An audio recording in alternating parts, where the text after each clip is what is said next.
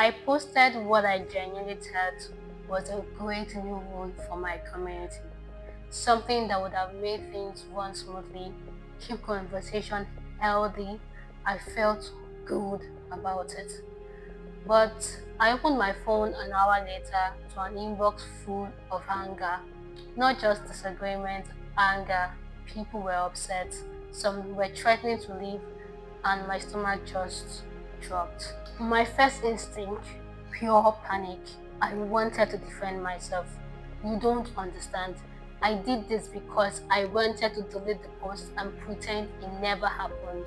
I wanted to hide because it felt personal, basically. Like, I felt like they were attacking me and not just decisions I had to make because of where the company was headed to at that point in time. And honestly, that would have been the worst thing I could have done. But I didn't know about that yet, and I had to learn it the hard way. Here is what I eventually figured out: negative feedback in your community isn't a crisis, it's actually a sign of a healthy, engaged community. People who don't care just leave silently. The ones who push back, they care enough to fight for what they think the community should be. So in this video, I'm sharing the exact three framework system I now use every single time I face negative feedback or backlash in my community. Now, this framework helped me turn my harshest critics into one of my most valuable advisors. It kept me from losing my cool, losing my respect, or losing members, and it worked for you too. Trust me, it will.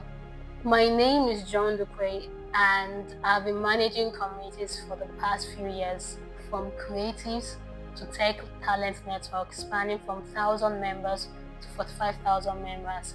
I am not saying this because I am naturally good at handling conflict. Sincerely, I think I am of the avoidant personality kind of person too. So I am saying this because I've screwed up enough times to finally figure out what is actually working. After using this framework, we went from all-star thread, from 30 angry comments, to a productive conversation that actually improved the community role. And that critic, they are now one of my go-to advisors when I'm making tough decisions. Now, I'm going to walk you through what not to do when you get hit with negative feedback, the mindset shift that changes everything, and then the three-step response framework you can use immediately next time this happens to you. Before I give you the framework, we need to talk about what is actually happening in your brain when you get a negative feedback. When you see a backlash, your nervous system treats it like a threat. Your heart races, your face gets hot, you feel that flight or fight response kicking. That is not weakness, that is biology.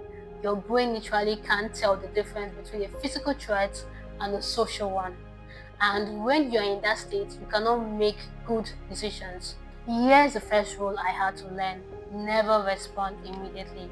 Not in 5 minutes, not in an hour, not until you have given your nervous system time to calm down. I literally have a sticker note on my laptop that says do not react, because my instinct is always to defend, explain, fix it right now, but that instinct is wrong. The second mindset shift: this isn't personal, even though it feels personal.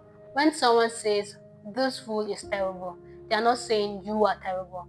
They are saying this decision doesn't work for me, and I'm worried about the community I care about. Once I started seeing negative feedback as passion instead of hate, everything changed. So here is the first thing I do now. I walk away. I take a deep breath.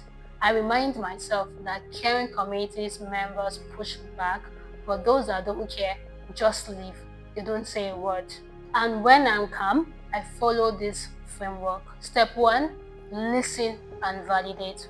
When members are upset, their primary need is to be heard. If you skip straight to explaining or defending, they will feel dismissed and they will get louder. Validation doesn't mean agreement. It means acknowledging their perspective as real and understandable. Now you may ask me, what does validation sound like? Validation sounds like this: thank you for sharing, I understand, and I hear you. I understand why this feels frustrating from your perspective.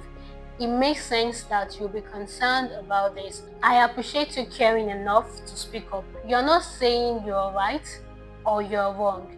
You're saying their feelings are valid and their input matters.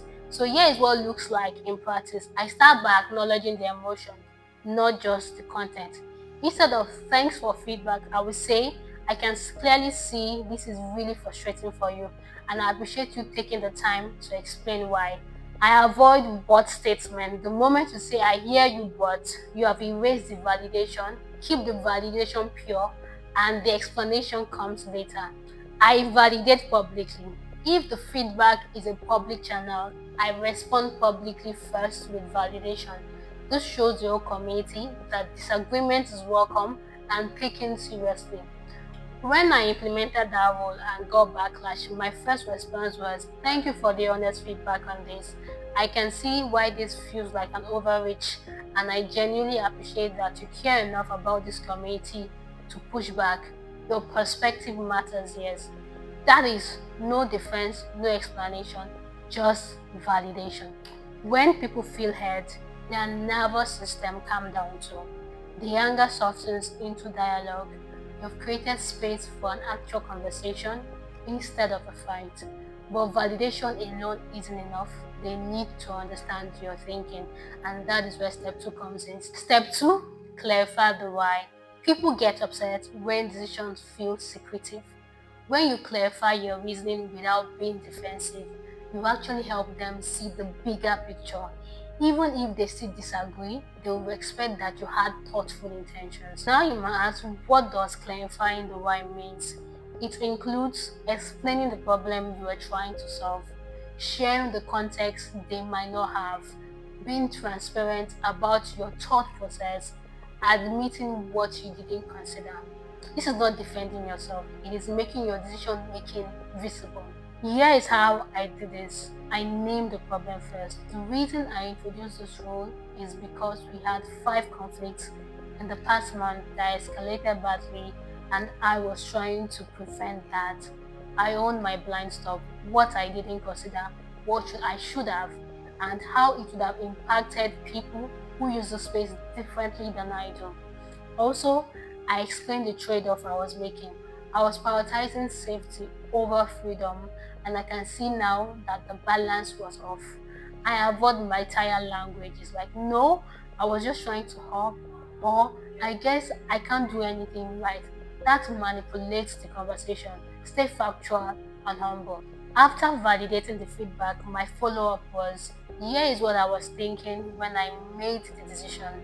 We had several situations where X happened and it created real harm for members. My intention was to create a clearer boundary so that everyone felt safe. What I didn't account for was how this would affect wide group of members, and that was the miss on my part. Now they understand you weren't being careless or power hungry. You were solving a real problem, even if imperfectly. This opened the door to collaboration instead of opposition, which brings us to the most powerful step. Step 3, open the door. This is where you turn critics into co-creators. Instead of defending your decisions or abandoning it, you invite them to help you find a better solution. This transforms the dynamic from me versus them to us figuring this out together. Now, opening the door means asking for the ideas, showing genuine curiosity about alternatives, being willing to revise or reverse your decision, giving them agency in the solution. You are not asking them to fix it for you. You are inviting collaboration. Here is the exact language I use. I ask open-ended question. What would a better approach look like from your perspective? Or how would you balance goal A and goal B? I invite specific suggestions. If we scrap this rule, what system would you propose instead of handling the problem the way I was trying to solve it? I create a feedback loop. I am going to hold off on enforcing this for the next 48 hours.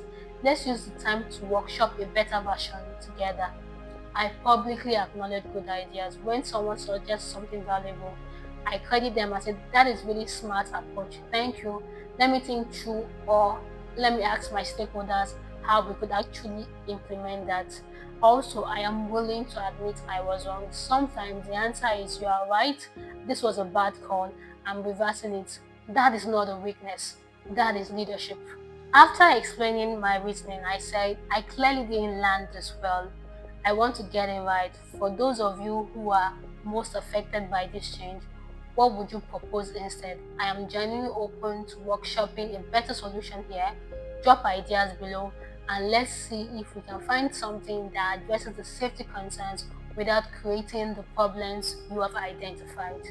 Something incredible happened. The person who was the most angry came back with a thoughtful, detailed alternative proposal. Other members chimed in with refinement, and within 24 hours, we had a community design solution that was way better than my original one. And the critic, they become one of my most trusted advisors because I showed them that their voice actually did and truly mattered. When you open the door, three things happen. One, critics feel ownership over the solution, so they support it. Two, you get better ideas than you would have come up with alone. And three, your community sees that feedback leads to real change, so they keep giving it. Now, let me show you what this looks like all together. Negative feedback. This new rule is ridiculous. You're treating us like children. I am considering leaving. My response using this framework: thank you for being honest about how this feels. I can absolutely see why this comes across as patronizing, and I appreciate you saying something instead of just leaving. Here's the context. We had a few situations recently where specific problem created real issues for members, and I was just trying to prevent that from happening again.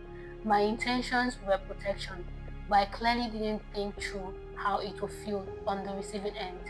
I don't want to implement something that damages trust or feel controlling. What would you suggest as a better way to address the original problem? I am genuinely asking because you might see a solution I am not seeing. Now, notice what this does. It validates without agreeing, it explains without defending, and it invites collaboration without abandoning leadership. And that is the framework. Now you might ask me, what about actual trolls? I know you might be thinking, Joy, what about actual trolls? Now, I know that some of you might be thinking, what about people who are just being jerks? What about the trolls? Here is the distinction: constructive criticism, even if angry, includes specific concerns, desire for the community to improve, willingness to engage in dialogue. Trolls or abuse, including personal attacks, no interest in solution, deliberately using languages designed to provoke you. For constructive criticism, use a three-step framework. For trolling, you set clear boundaries. I am open to feedback about the decision, but personal attacks aren't okay here. If you would like to share your concerns about the rule itself, I am listening.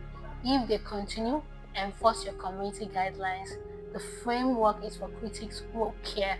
Boundaries are for people who just want to destroy. Don't confuse the two.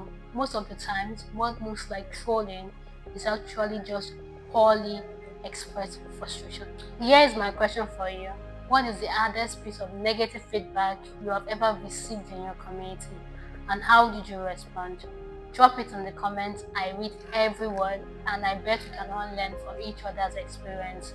And if this video helped you, please make sure to subscribe, share, like, and comment, because I'm currently doing a 90 days community challenge where I'm breaking down more of the strategies every week and what is actually working in 2025 and beyond, so you don't miss the next one. Look, negative feedback will never feel good, but it doesn't have to feel like it is the end of the world or it is the end of your community. When you have a framework, pause, validate, clarify, and invite, and you turn your most challenging moments into opportunities to build a stronger, more honest community. Now, the real question becomes, how do I make smarter decisions as a community manager?